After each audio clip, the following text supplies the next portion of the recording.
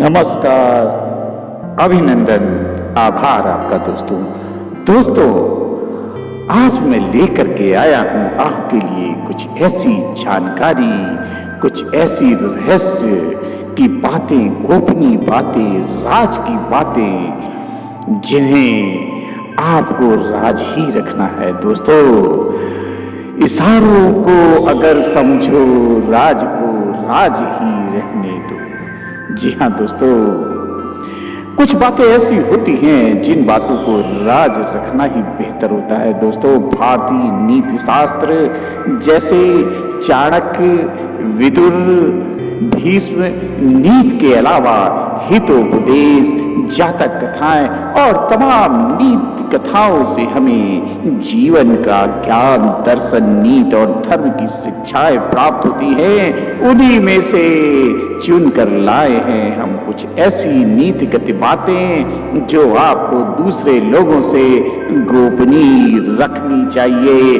और अगर आप ऐसा नहीं करते हैं तो जान लीजिए दोस्तों, बहुत मुश्किल में पड़ जाएंगे आप, बहुत कठिनाई में आ जाएंगे आप, विवादों में भी गिर सकते हैं और इससे आपकी हानि भी हो सकती है और बहुत पछताएंगे आप कि आपने इस राज को क्यों साझा कर लिया, क्यों शेयर किया और क्यों उजागर किया।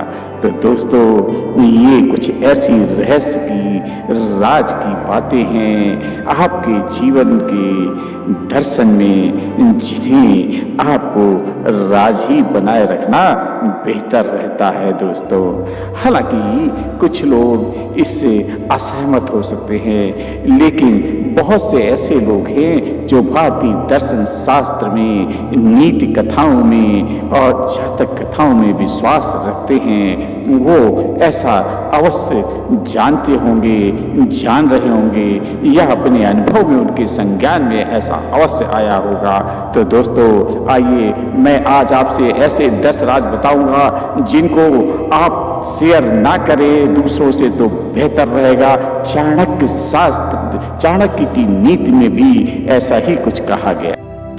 चाणक्य नीति के 14वें अध्याय के 17वें श्लोक में इस बारे में बताया गया है। ये है श्लोक: सुसिद्ध मौषधम धर्म ग्रहचिदम च मैथुनम कुभुक्तम कुशुतम चैव मतिमान प्रकाशित।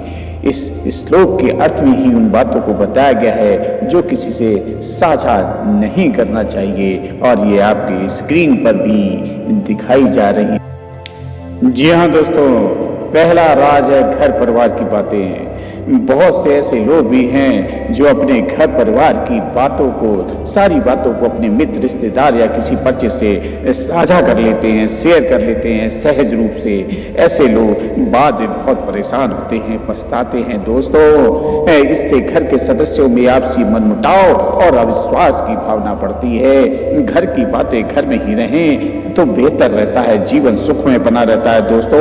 कहते हैं ना कि घर का भेदी लंका ढाबे, और फिर तो आप ही घर के भेदी हो जाते हैं। तो दोस्तों, दूर रहे, इन चीजों को गुप्त बनाए रखें तो बेहतर रहता है। छोटी मोटी समस्याएं जीवन में चलती रहती हैं, उतार चढ़ाव जीवन में आते जाते रहते हैं, उनको उसी ढंग से सहज रूप से ही लें।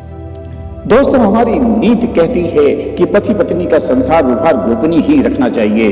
बहुत से मूर्ख लोग ऐसे भी हैं जो अपनी पत्नी के साथ उनका व्यवहार कैसा है यह भी दूसरों को बताने में संकोच नहीं करते हैं, मजे लेते हैं। जिनसे आप मजे ले रहे हैं वो तो मजे लेकर के हट जाएंगे, लेकिन आपके लिए बहुत बड़ी परेशानी का सबब हो जाएंगी यही बातें। इसलिए दूर रहें इन सब चीजों से और अपनी पति पत्नी के दाम्पत्य जीवन के व्यवहार को और सुखमय ही बनाए रखें, वही बेहतर है दोस्तों। दूसरे की सहानुभूति हासिल करने में कुछ तो राहत मिल जाती है, लेकिन ये राहत आपके लिए बहुत बड़ी परेशानी का सबब हो सकती है। इसलिए बचें, सावधान रहें इन सब राज को पर्दाफाश करने से।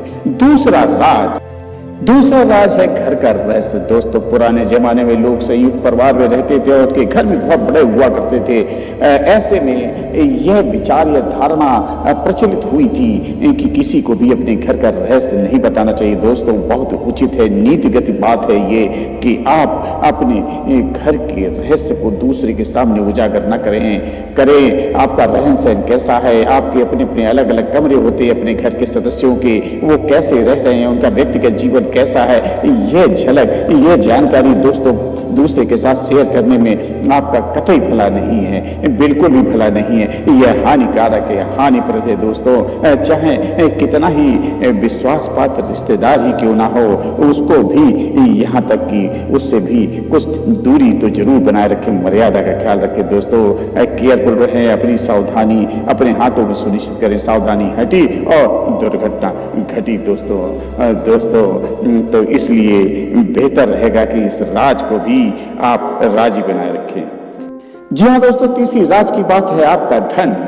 जी हाँ दोस्तों, अपने आर्थिक स्थिति के बारे में वो कितनी मजबूत है, कितनी कमजोर है, दूसरों को ना बताएं, दूसरों से गोपनीय रखें, बेहतर रहेगा। जी हाँ, अपनी आर्थिक स्थिति को अपनी पत्नी से जरूर शेयर करें, वरना कभी आपको हानि उठानी पड़ सकती है इस बारे में, और ये फिर पछतावा आपके लिए बन सकता है। तो बेहतर रहेगा कि अपनी पत्नी को छोड़कर या अपने परिवार के सदस्यों को छोड़कर के बाकी और किसी के बारे में इसकी भनक ज्यादा ना दें। अपनी स्थिति को बाहरी ओर से सुदृढ़ ही बनाए रखें। बेहतर वही रहेगा कि जितना हो सके उतना ही गोपनीय रखें इसको। तो दोस्तों, सलाह यही है आपको कि इस बात को राज ही बनाए रखें। इस राज को जहाँ तक हो सके बड़ी सावधानी पूर्वक नियंत्रित करें दोस्तों, और बचें अननेसेसरी के बाबूदी हाँकने से, अननेसेसरी के अपनी वाहवाही लूटने के चक्कर में ज़्यादा ना पड़े दोस्तों। जी हाँ दोस्तों, आपका अपमान ये राज आपको ज़्यादा प्रचारित और प्रसारित नहीं करना चाहिए दोस्तों। इससे आपका अपमान बढ़ सकता है। लोग बजाय सहानुभूति के दिखाने के आपके अपमान को और प्रचारित करेंगे और इससे आपका अपमान बढ़ सकता है और भी लोग आपका अपमान कर सकते हैं। बेहतर रहेगा कि इस अपमान को आप भुला दें दोस्तों। ऐसा अपमान असावधानीवश या दुर्भाग्यवश हो जाता है। सार्वजनिक रूप से कोशिश करें कि प्रतिकार करें, नहीं अगर किसी मजबूरी बस या किन्हीं कारणों से झेलना पड़ जाता है तो इस अपमान को अपने रहस्य के आवरण में ही छिपाए रखें, वही बेहतर रहता है और ईश्वर के हाथों में छोड़ते हैं। दोस्तों, पांचवी राज की बात है अपनी अयोग्यता या कमजोरी। जल्दी जाहिर न करें कि आपकी कमजोरी क्या है या आपकी अयोग्यता क्या है।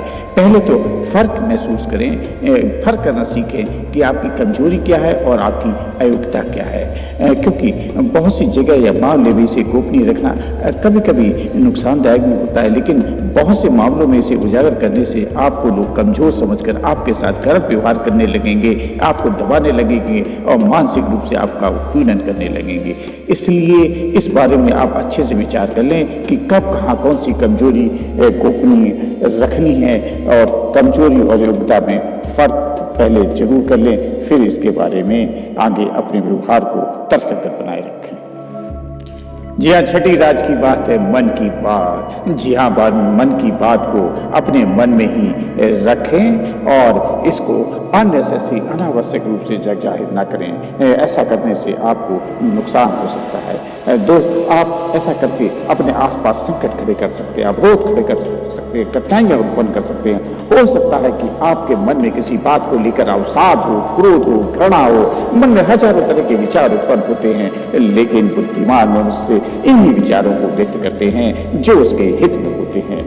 लेकिन इस तरह की बातों को जाहिर करने से आपके संबंध में लोग दूसरे तरीके की राय को कायम कर लेंगे और फिर उसी बात की चर्चा शुरू कर देंगे, आपके फ्रस्ट्रेशन की चर्चा शुरू कर देंगे, आपके मानसिक विकास की चर्चा शुरू कर देंगे। आपके 100 अच्छे कार्य, सैकड़ों अच्छे कार्य एक किनारे रखे रह जाएंगे और जो ये आपका फ्रस्ट्रेशन है या विकार है, बस उसी की चर्चा होती रहेगी। तो दोस्त, बचें ऐसी बातों से, ऐसे राज को अपने मन में रहने दें, ज्यादा जाहिर न करें। सातवें राज की बात है गुरु मंत्र साधना और तप। दोस्तों, आपके किसी योग गुरु ने आपको दीक्षा के रूप में जो गुरु मंत्र दिया है वह आपके अपने लिए है, ना कि सार्वजनिक करने के लिए। इसलिए इस मंत्र को, गुरु मंत्र को निष्प्रभावी होने से बचाने के लिए, निष्फल होने से बचाने के लिए जरूरी है कि आप इसको गोपनीय ही रखें। इसी प्रकार से अगर ऐसी कोई साधना, तप या ध्यान आप कर रहे हैं जिसे गोपनीय रखना आवश्यक है तो उसे अवश्य गोपनीय रखें, वरना वह निष्फल हो जाएगी या वह निष्प्रभावी हो जाएगी। इसमें गोपनीयता से ही आपको लाभ मिलेगा।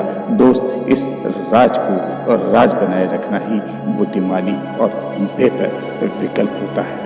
दोस्तों, 8वां राज है दवा या औषधि ज्ञान के बारे में। जी हाँ, कहते हैं कि ये प्राचीन काल की विधि विशेष रोग या औषध के लिए है और इसमें नीति ये कहती है कि दुर्लभ वनस्पति के जानकार वगैरह जो हैं इसको कोशिश करके गोपनीय रखते हैं, क्योंकि गोपनीय रखने से ही वह प्रभावी हो सकती है, फलदायक हो सकती है, वरना ये निष्प्रभावी हो सकती है।